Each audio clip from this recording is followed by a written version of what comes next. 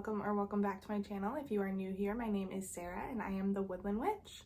It is 55 degrees out. I have my Hello Pumpkin mug. Life is good. I don't know about you, but I'm so ready for spooky season. It's been so brutally hot and it is a much welcome reminder that autumn is coming.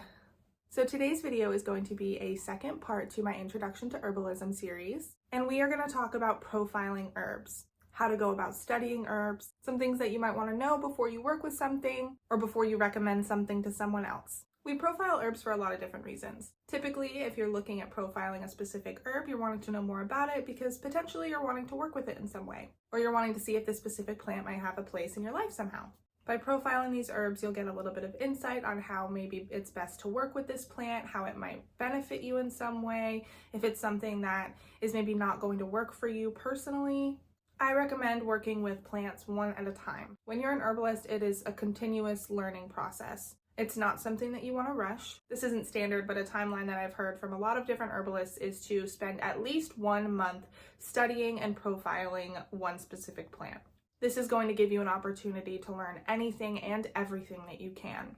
Now, I will say I'm really bad at this. I go back and forth and I flip-flop quite a bit. I'm someone who wants to get like all of the knowledge that I can, and sometimes I overwhelm myself, but if you have more patience than I do, I would recommend doing it one at a time. Now, it's not something that you have to do, but I do find that it is beneficial to spend time with a specific plant, get to know it, really learn what it does, how it's going to affect you, how it might affect others, and if it's something that's going to work for you personally. So a term you're going to hear a lot when it comes to profiling herbs is a Materia Medica. Materia Medica is a Latin term, and it is a body of collected knowledge for therapeutic and healing properties of different plants and substances. This was my first Materia Medica. It is just a journal. Your Materia Medica doesn't have to be anything fancy, but I do recommend keeping it as organized as you possibly can because you are going to come across a lot of information. When I started crafting this journal, I wasn't really aware that there were options for preset Materia Medicas that already have like spaces and outlines for you to fill in. So this journal got a little crazy pretty quickly. I was finding that I was coming across information later on that I would add to it and there wasn't room, and it just got a little chaotic. So I wanted to find something that was a little bit more organized, something that would help me receive the information a little bit better and be able to remember it better, and this is what I found. So this is a Materia Medica and formulary, and this was crafted by Twig and Moth. I will have it linked down below. I love the outline of it. It's so user-friendly, and the artwork is just beautiful. It's definitely appealing, something I'm going to want to pick up and to learn from. I'm definitely a visual and hands-on kind of a learner. I need something that's going to show me step by step or be organized in a way or visually appealing so that I want to keep learning about it and I want to pick it up and keep receiving the information. And this definitely does that for me. I started taking my most used herbs from this Materia Medica and adding it into this one. This one definitely has less space than a normal journal and normal pages in a journal, but it's way more organized. So as I said, I've just now started transferring everything in here, but it has a table of contents, so it allows me to put a page number in here so I can go right to the page and I know where it is. I'm not flipping through the journal trying to figure out what the heck I'm looking for. Because this is a formulary, it also has a section for formulas and recipes that you might be using. Once you get to know a plant and you start working with it, you're going to experiment with different recipes and different ways that it can be utilized. At the time I started crafting my first Materia Medica, I didn't have any recipes that I felt were really solid or that I had experienced working with enough yet to have an opinion. Now I do, and that is where I'm going to keep all of my recipes and all of my formularies.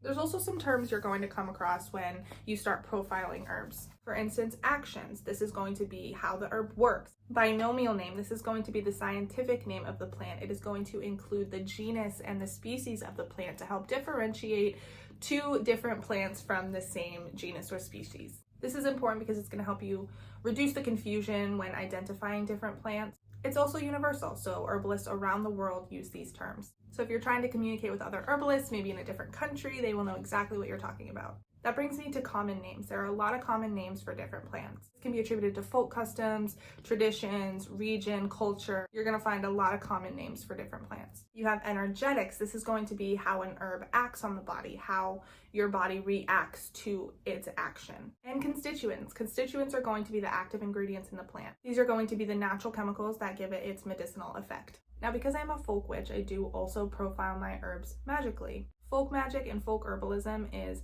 heavily rooted in superstition and practicality, which is why I refer back to this notebook so often, because it does have a lot of the folk traditions, folk preparations, and superstitions that I find have been associated with certain plants that I work with in my everyday life. So not only do I have all the medicinal in here, I have the folk stories, I have their deity association, their planet association, their element association, all of the magical stuff is in here. Now, if you're a practitioner like me, this may lead you to keep 2 separate journals. You may also just include the magical properties of it in something that you may already have, such as a book of shadows or a grimoire.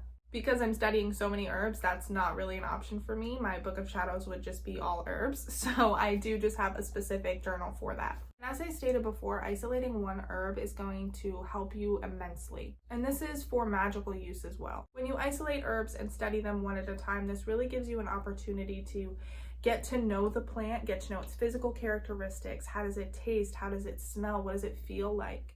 And magically, what is the spirit telling you? What is the energy of this plant? As I said, all of the information surrounding herbs and plants can get really overwhelming. So I think it's really important to spend time with them and to get to know them personally and see how they show up for you and how they work in your own personal life. That's one of the reasons I really like using this Materia Medica. It has a space for properties, the taste and the smell, how to source it, how to harvest it. It also goes into something that's very, very important when it comes to working with herbs, and that is interactions. Just because it is herbal does not make it safe.